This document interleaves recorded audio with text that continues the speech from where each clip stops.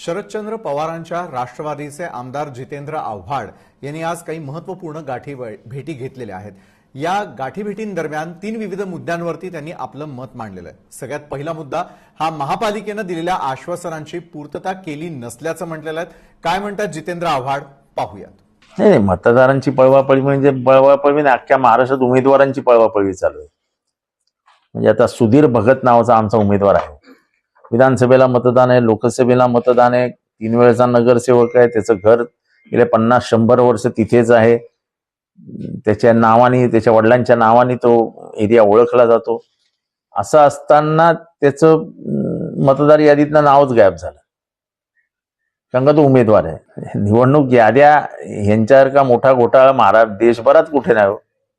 खरं किती साधं आहे, तुमचं नाव टाकायचं, एरिया बस संपला, नुसतं टाकलं की आलं पाहिजे। कोण घोटाळा करतं, काय ह्याच्या मागचे उद्देश आहेत काही कळायला मार्ग नाही। पण उमेदवारच म्हणजे जे बलाढ्य उमेदवार आहेत, जे ताकदवान उमेदवार आहेत, त्यांचं नाव मतदार यादीतच नसेल तर ते फॉर्मच भरू शकणार नाही। हे डोक्यात ठेवून हे कारवाया केल्या गेल्या। त्याचबरोबर सांगलीमध्ये घडलेल्या प्रकारासंदर्भातही त्यांनी आपला निषेध नोंदवलेला आहे। सांगलीमध्ये असलेले सर्व कार्यकर्ते हे होणाऱ्या मतदानावरती पहारा ठेवून असल्याचं देखील त्यांनी सांगितलं। मात्र सरकारी यंत्रणांचा गैरवापर होत असल्याचा आरोपही त्यांनी केला।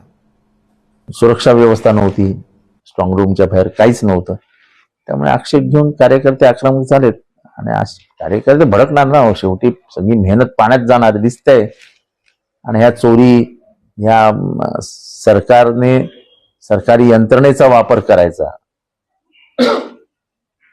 आणि त्याच्यातनं हे घोटाळे करायचे, हे काय बरोबर नाही। म्हणजे महाराष्ट्राच्या राजकारणाच्या इतिहासामध्ये इतकी घाणेरडी निवडणूक पहिल्यांदा बघायला मिळाली की जिथे उघडपणाने पैसे वाटण्यात आले, उघडपणाने पैसे वाटणाऱ्यांना पाठिंबा देण्यात आला, सरकारी यंत्रणा हातावर हात ठेवून बसलेली दिसली। असं असेल तर लोकशाही